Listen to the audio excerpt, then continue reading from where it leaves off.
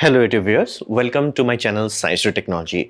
In today's show, Rocket Monday, we're going to talk about NASA's bureaucracy. So let's dive deep into it. So this is one of the biggest issue, almost anything that follows, specifically government organization, be it ISRO, be it JAXA, be it anything else. It is one of the biggest issue. It has to be taken very seriously, very carefully. Now, what does bureaucracy actually means? From a technical standpoint of view, it simply means power, meaning the ability to take actual decisions, actually direct funds and govern things and all that jazz, falls into the hands of what we classify as state official, meaning people who are doing government jobs. Now there is a problem with that. It simply means they are not elected representative, meaning you could elect someone. You can be like, you know what, I want this individual to work because this individual is saying that we want to upgrade the roads. Awesome. Now here's the deal. You elected that. That's what democracy is supposed to be. It's like you select people who wants to do the right thing for you. That's awesome. You got that. Okay, no problem. But here's the that person is powerless simply because the power to actually do things, he can just request the bureaucracy. The moment the bureaucracy says, yes sir, we'll throw it, because again he has power authority, but he will be like, you know what sir, we have to just file some paperwork. Yeah, it might take 4 years. Good luck. So you have to understand there is some serious unbalance here, where you can literally have elected official who wants to do the right thing, but simply because they do not have power, they are what we classify as rubber stamps. So you may be like, okay, it is a thing, it's present in almost every democracy, why the heck we have it? That may be like, it's like, is everyone who wrote our constitution stupid? Well, no. This does have one great power. The great power is that it works great for long processes, meaning if you want to electrify a nation, for example, India came to be a nation and it took electricity. Again, consumption was very small, but somebody had to be there and he had to grind their ass off for decades or almost century. As long as the country was, they have to be like, how many power plants we built, how do we have high voltage power lines, how do we distribute that, how do we meter it, how all that jazz. Somebody had to do that. Now that process is long term, meaning this processes, for example, making a dam could consume easily 5 to 10 years easily. So now this creates an issue. Elected officials generally wants to do something that they can finish in during their term, meaning if you have my state and there is this selected official, it's like, sir, we want to build an airport. That's option number A. Sir, we want to build a park. Now park will be built in 2 years. Airport will be built in, let's say, 9 years. Elected official will always choose park because he can say, hey, I wanted to do it, I started to do it, and I did it. Finished, done. Re-elect me.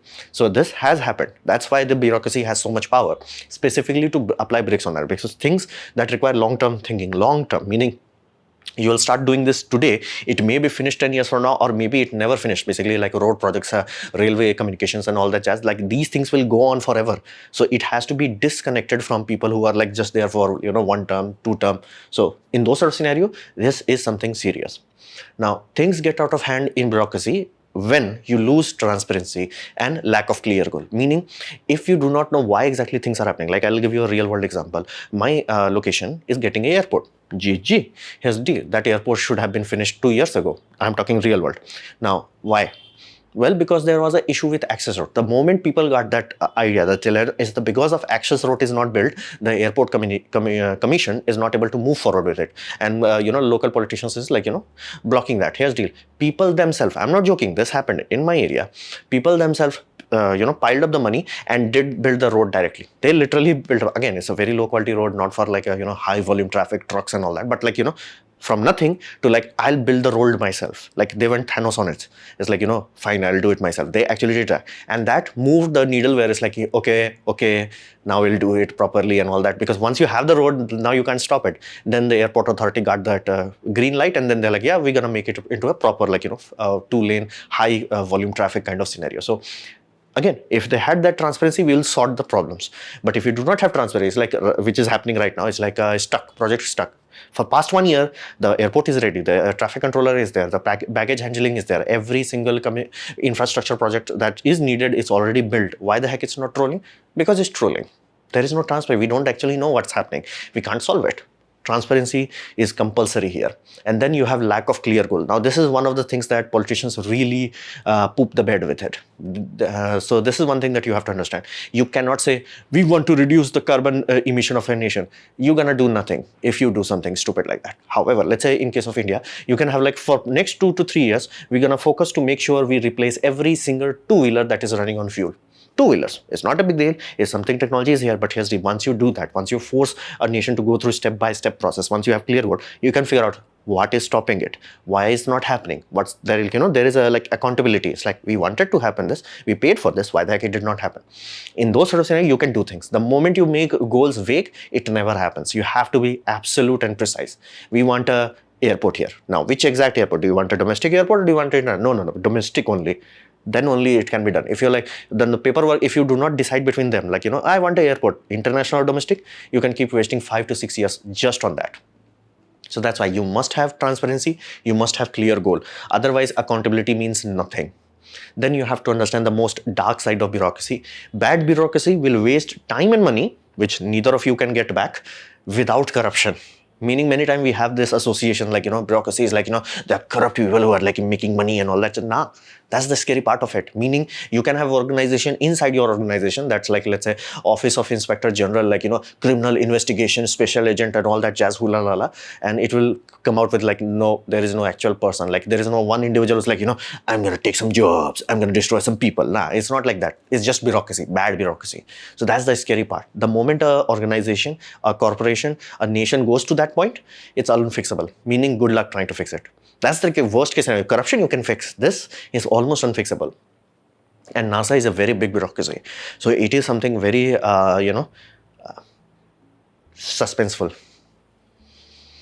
So did NASA ever had great days? Absolutely. The great days was amazing. Now, why did they had great days? Simply because Apollo project was very clear, meaning this individual put a target. The target is put a man on the moon, bring him back safely before this decade is out. Absolute clear cut goal. I don't care how do you get me this photograph, but I want this goddamn photograph.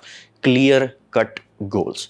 Now, this is big, this is bold. You have to understand that time USA was in shambles. They had just recovered from World War II and they barely had anything. Their space program was a joke because they could not even launch satellites properly, while Soviet Union was reaching a point where they will do manned mission very soon. So you can understand that it was not comparable, but they had the balls to like, what, we're gonna do it. And this is one thing you must understand. To truly develop a nation, you must have a competitor that can bitch slap you. If you do not have a competitor that can bitch slap you, it's not going to happen. And Soviet Union was a really big bitch slap. And that bitch slap made them, move. They made them like, what we call take action, not just indifferent, take actions now. So they had clear goal. That was the amazing aspect of it. They had deadline. That was awesome. Now drive was happening from two reasons. Now after the unfortunate death of this individual, there was a drive in nation that we have to finish his dream. This dream was big, this dream was bold, this dream was absolute. And to give you a context of how amazing this achievement is, we have still not able to replicate it in 50 years later. Again, it did cost a boatload of money, but that's what we call achievement. It's like, once I achieve it, good luck trying to, follow suit. So there was a drive. And not to mention Soviet Union progress, the fact that they're still having F1 engine going boom, and Soviet Union was like, we're gonna start, achieving our, bigger engines and all that jazz. They were like, there was some serious drive. The whole nation got together and like, we're gonna do this. No BS, we're gonna do this. Whole nation. And they did what we technically classify as move heaven and earth. Like they did things. Like companies created the technology to make Apollo mission happen. And there was no loss of life, which was amazing. Given the fact this was so early on, people were far more tolerant. And be mindful, lunar module that actually, if you kind of punch someplace very angrily, you will punch through the capsule. It was like very high, zip ties and prayers. It was held together by like that. So somehow they still managed. There was a loss of life. 3 people did die. That was the early stages, but never on a rocket. Even though Apollo 13 did had incident, it never had an issue. So that was an amazing achievement. Now you might be like, what was the point? Burning billions of dollars, what was the point? Point is, it upgraded the nation.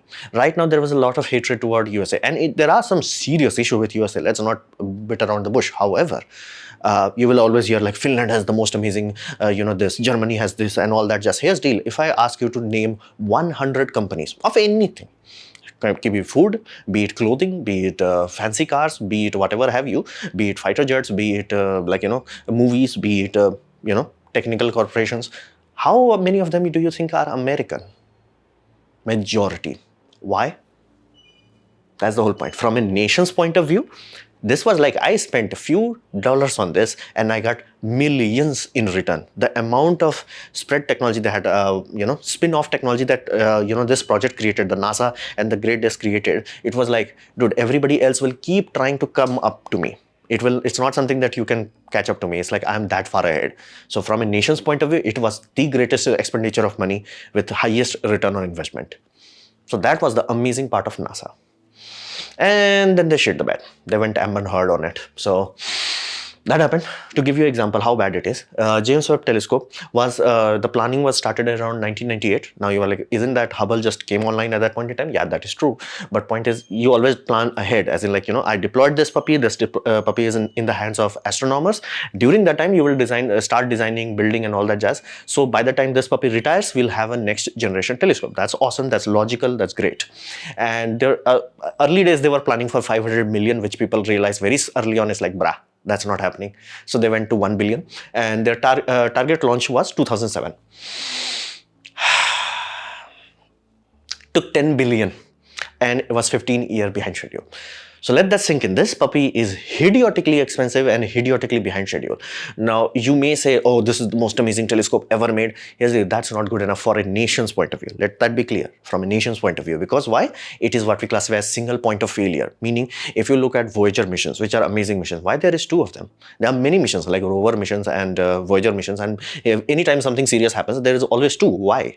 Because you do not want to rely on what we call one point of failure. Meaning, what happens if there is one micrometeorite, it has their name on it. It's like, you know what? Today I'm going to make love to James Webb telescope. What the hell happens then?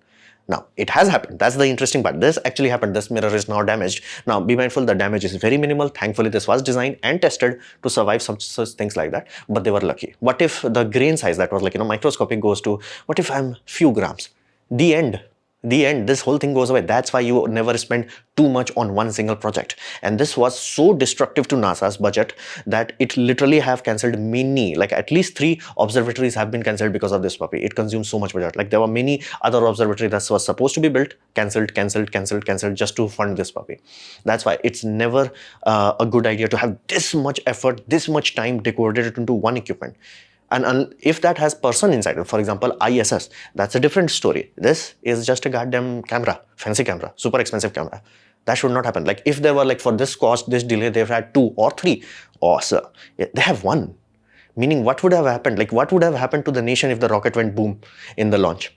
Which, be mindful, there was that's the primary reason why Voyagers and early, rovers had like always 2-3 backups. And almost majority of the weather satellites are built in a constellation. They know for a fact that something bad could happen. Something bad does happen. So in those sort of scenario, this sort of thing is not acceptable. And not to mention, it casts a very bad light on NASA. It's like, dude, do you not know how to do budget or do you not know how to build technology? Because you have to estimate the cost. And cost estimate going 30% more, twice as more, okay. 8 times, 10 times, yeah, nah bro, nah. That goes to nah bro territory. So that's why this is a really bad example for NASA. And then we went into space launch system. It just went lol. Basically at this point in time, nobody is even bothering doing the calculations for it because it's like just lol.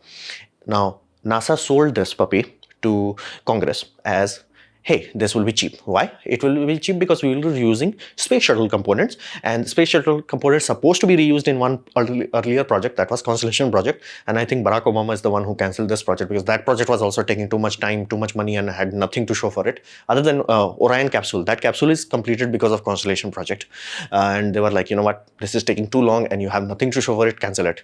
So that was the idea, that SLS would be super cheap, super effective. We're gonna build it very quickly because all we have to do for boosters, we go from 4 segments, we're gonna go to 5 segments. All we have to go do for RS-25 engines is nothing because again, this engines is the most amazing part. We just have to put instead of 3, 4. Awesome. Fuel system is the same. Everything's supposed to be cheap. Here's deal. It went lol, meaning it took so behind schedule. It's like it makes this look good. That's how behind schedule this puppy is supposed to be ready by now. And so as in like doing human mission kind of ready by now. It's not there. Now, there have been some serious investigation in NASA from 2009. And the reality is every year the report is getting worse and worse. It's like, dude, this cannot happen where majority of your mission, and I'm not talking flagship missions like this. ISS is a different thing. Anything that has people inside it, that's a different thing. But things that does not have people, for example, satellites, weather constellation, those are also getting over budget. It's like, what the hell? Why? That's the whole thing. It's like, do you not know how to make satellite? It's one of those things. The majority of the constant is like at least 30% over budget, and at least 15 to 50% behind schedule. So it is brutal and bad, as in like GG amounts of money being just poofed out of existence. So this is brutal. Now, there is another side effect of it that is like, compounding this problem. And I love this from Scott Manley. He called this zip code contracting. What does that mean? That simply means getting too many companies involved. It's like, I'm going to make you happy. I'm going to make you happy. I'm going to make you happy. I'm going to make you happy. Here's the deal. You will be sad if you try to do that. And that's what happened. Meaning they get too many companies involved in one goddamn project. And I mean, even a subset of one project will have like many systems. For example, how bad it can get. Imagine spending $420 million and still having nothing to show for it. It's like, what do you have? Nothing. 420 million, nothing. It's going to take around $1 billion and it will be behind schedule. Then we might have something. So that was the reason why the suit contract was outsourced. It was like, dude, we cannot do this. EMU had 27 contractors just to build that one goddamn thing. How? Who came up with this idea for the boots? You have two contractors. Like, who came up with this idea? I genuinely want to meet that individual. It's like, what would be nice if you're gonna have boots and they're gonna be made by one individual, and what left will be built on someone else and right will be built on someone else. It's like, are you kidding me? It's like, this is one of those things. It's like boggles the mind. It's like, are you serious? Like, are you actually serious? Like, for you real? Like, and it's not even like, they are making two, three parallel development. It was like just one development. Bruh. So this is one of those things that's the reason this project was like just trolled. It's like, bro, we cannot do this. Done. Then here's the funny thing. Space launch system requires a support tower like this. Awesome. Here's the deal. The support tower is also messed up. Now, why? Because this tower has been carried forward from Constellation project. Now, Constellation project was much lighter. The rocket craft was much lighter. Now, here's the deal. When they upgraded it for SLS, they did not throw it away, redesign it from scratch. And the consequence of that, they ended up being overweight, meaning crawler could not carry this puppy with SLS. And that's block one. I'm not even going to block two because this design was so messed up. And if you have heard about recent times where this tower was throwing issues simply because it's not built for SLS. It's like cobbled together unnecessarily for SLS. It's like old design. And NASA never learns to just throw things away. It's like, it did not work. Awesome. Throw it away. Let's start from fresh. Let's take the knowledge, learning from it, not the whole goddamn thing. So NASA always does this mistake. And here's the deal. Next generation, meaning SLS block 2 or block B, supposed to be even bigger. Now here's the deal. NASA was so stupid, and this is the word directly used from Office of Inspectors. It's like they did not finalize the upper stage, meaning the upper stage is, the core is the same, the booster is same, the solid booster is exactly the same. The upper stage supposed to be elongated. It's supposed to change in dimension. Here's the deal. That was not finalized. Meaning, whoever was supposed to build the Mark II of this will be like, what do you want me to build? Like, how tall this is supposed to be? Like, how big the grabbing arm should be? Because A and B has like significant differences in height where this has to be rebuilt. And because of that, because NASA itself did not had like, exactly this is the dimension, build for this, we'll take care of everything else. That also got trolled. Now, that company already consumed money and they flat out stopped. They're just like, you know what, we're not gonna bother studying things, we're not gonna bother tracking projects. Like, they flat out trolled it. It's like, nah bro, we're not gonna do it. And NASA had a very clear clause in the goddamn contract where it's like, if the contractor is significantly behind schedule and significantly over budget, we're gonna cut the cancel, cut it. It's just like, no more James Webb Telescope, just end it. They did not do it. And that was the biggest, criticism from Office of Inspector General. It's like, dude, you cannot do this. If you set out a rule that if a contractor is underperforming very significantly, we're not gonna pay them. We will not have another Boeing Starliner. And they did. Think of it this way, like I will link the video, it is already there, of Angry Astronaut, and you can see how badly it's like, this company is not even tracing it. It's like, what's supposed to be happen, when supposed to be, they're like, no, we're not going to do it. And NASA is like, okay, what the hell? And that was specifically in the contract. It's like, you have to use this tool so we can track it properly. They're like, nope. So this is bad. So is there a solution? Because again, every Tom, Dick and Harry understands this. Every Tom, Dick and Harry sees that this is a problem. What can we do to solve it? Well, many have already assumed that NASA is a lost cause at this point in time. Too much politics, too much hula la la, too much jingalala, it's gone. Now, what can be done now to salvage it? Well, first, accountability and transparency have to be done. Basically, some people have to go to jail. Basically, that's how bad it is. Meaning, you cannot have that NASA has a clause in the contract and that clause was not followed. That has to be thoroughly go through court, and it's like, why the heck you messed this part up? Like, yeah, it's brutal, but it has to be done. Otherwise, NASA will rot into something that is unimaginable. And transparency has to be improved. It's like, dude, if the contractor is like, we're not gonna show you how our progress is happening. How about no? How about your contract being cancelled? How about that? So that has to be improved, and they must focus on multiple options. That's the step one. That's the one good thing came out of space shuttle. They're a nation of that magnitude, as in USA, should not have only one option. There must be multiple options, and that has multiple benefits. For example, competition, meaning, for example, if you have a Boeing Starliner and you have Dragon, both are competing. Neither of them will charge GG amounts of money, simply because if you do GG amount, other will say, I will charge G and a half, and we're gonna get more contracts. So that creates the competition aspect. Another, redundancy, meaning if something bad happens and some design flaw has been figured out with let's say Dragon, Starliner will take the load. If something bad has happened with Starliner, Dragon will take the load, which is happening right now. So that's why you always want to have multiple options and redundancy. That's why Electron rocket is carrying NASA payloads to the moon, and Astra is also getting to launch NASA satellite, which they have went boom. So the reason for that is very simple. They never want to be in a scenario where only Electron is the small launch provider, and they can charge whatever they want to. They always want to have multiple options. And SpaceX was such an amazing hit that let's just not talk about anything else.